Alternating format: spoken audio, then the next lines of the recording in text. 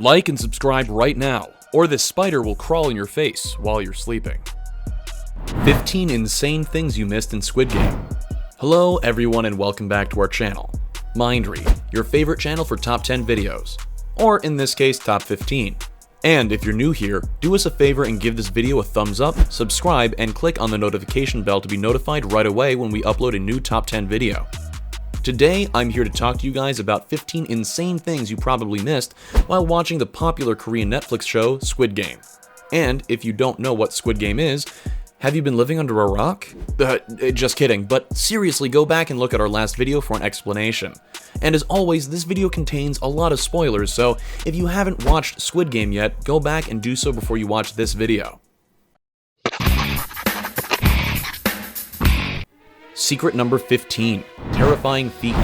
First up on our list is a behind-the-scenes fight for the actors during the glass bridge game.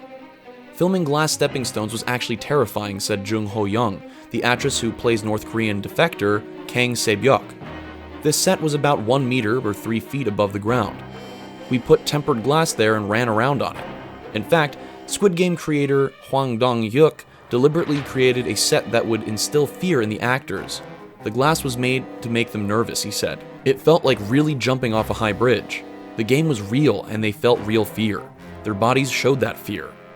Talk about a tough gig. Those actors had some tough nerves if you ask me. Secret number 14. Children's book doll.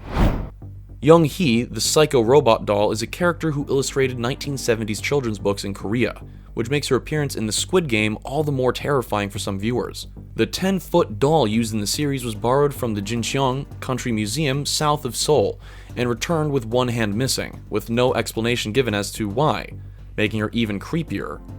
A chilling replica of the doll has been erected in a shopping mall in the Philippines. Her eyes flash red if visitors jaywalk to enter the mall. Creepy much? Number 13. Emotional roller coaster. The combination of innocent children's games juxtaposed with the desperation of the players was used to amp up the emotional stakes for the audience watching at home. I definitely think part of the appeal is the Korean children's games. That can be very original, refreshing, and also shocking at the same time, said Gi-hun, who plays the police officer Hwang Jun-Ho. I also feel we did a good job expressing the true human nature of raw greed. Very well said, I think. Secret number 12. Not just a pretty face. Writer-director Hwang Dong-hyuk liked the look of actor Hae-soo Park. His face has an interesting charm that comes from falling neither on the side of good nor evil. Park said that he was drawn to the emotional transformation his character underwent throughout the series from entitled banker to win-it-at-all-costs competitor. Oddly enough, Park said that he didn't really feel any difference between his character and himself. The choices grew easier as I felt I wasn't acting. So it felt strange, he says. Number 11. Mysterious island location. Much of the show takes place in a villainous lair dug into an island, for which the location is a mystery to the game's participants. Condé Nast Traveler pinpointed the island of Seonggapdo, a crab-clawed-shaped volcanic outcrop off the west coast of Korea inhabited only by a few fishermen. It has no electricity and is so anonymous it does not appear under its own name on Google Maps, fueling the mystery and fans' determination to find it. Talk about a scavenger hunt. Number 10. Loyal love. Actor Heo Sung-tae, who played gangster Deok-su, promised his beloved wife several years ago that he wouldn't do any romantic scenes even if he was paid 1 billion won, or $850,000. I promised my wife that I would never shoot a bed scene, he said at the time. However, his Squid Game performance has fans wondering if he broke his promise, or perhaps cashed in with an even bigger payday.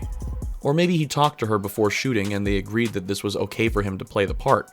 Whatever the case, I'm sure he had a fun time playing the part. Secret number 9. Bleak house.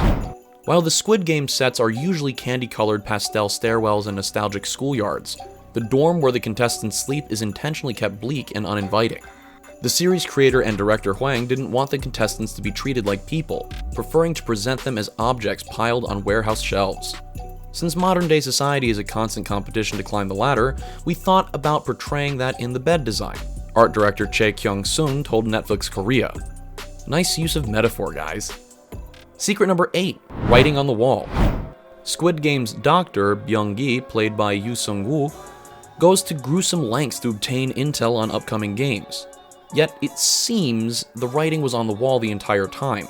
The dorm walls reveal pictures of the game secrets as the beds are disassembled, so all of the diabolic deliberations and tactical decisions about teammates could have been avoided if the players had just focused on something other than themselves and their own agendas. Just like most of the real world, if you ask me. But I have a feeling that was by design. Secret number 7. Golden Boy. Actor Lee Young-jae is anything but a debt-ridden criminal. He's a former model and superstar actor dating an heiress. Even director Hwang Dok-hyuk was in awe of the superstar and was a bit worried about asking him to endlessly lick a honeycomb on a hot, sticky day. Young-jae was game, however. It was perfect for showing how desperate Gi-hun was, so I did my best, said the superstar. Number 6. Trickster Ghost. The paper tiles the salesman, Gong-yu, uses to lure unsuspecting people into the Squid Game seduces Seong Yi-hun into the game, but it doesn't seem to matter whether Gi-hun chose the red or the blue tile. It is linked to urban legends in Korea and Japan. As the story goes, a ghost appears in the bathroom and asks people to choose between red and blue toilet paper. No matter which color the person chooses, the spirit ends up killing them. Talk about a crappy situation. I know it's a terrible pun. Secret number 5. Sinister Song. Perhaps the most memified part of Squid Game is the first game. The deadly game of red light, green light was the player's first encounter with the realization that losing meant death. You have to admit how creepy it is to see an innocent game that we all played as children turn sinister. In English, the giant doll simply calls out either red light or green light, but the Korean version has an eerie song that marks the beginning and end of each round. Even in Korean with subtitles, you wouldn't know that the words of the song say, "The hibiscus flowers bloom." Somehow having the words be poetic, even beautiful, makes the chant even more disturbing. Secret number 4. Older brother.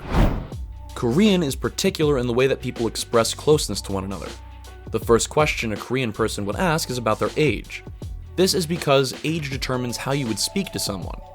That's why when they are being kept guard in the barricade at night, Sang-woo asks Ali how old he is.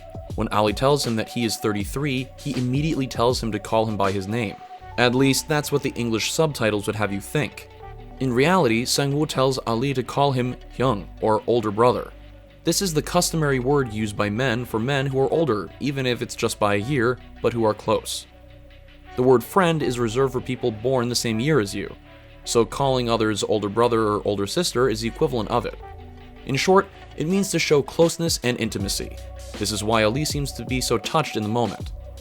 Number 3. Teacher. To drive the stake of Sang-woo's betrayal even further into your heart, I'll tell you that instead of calling Sang-woo Sir, he calls him Teacher. Again, Sir was the more appropriate translation since a cultural explanation couldn't be given. In South Korea, the term teacher is often used to show respect. In some cases, it can be used to denote authority or recognize that someone is an expert in something or other. As an example of this, doctors are often called Dr. Teacher, though Sir is appropriate for the context. I think the term teacher provides more depth to the relationship between Sang-woo and Ali. When they are dropped off after the game is first cancelled, Sang-woo is annoyed that Ali keeps using the term and tells him to stop. For Ali, however, it's difficult not to use it, even though Sang-woo is not showing him the same level of respect.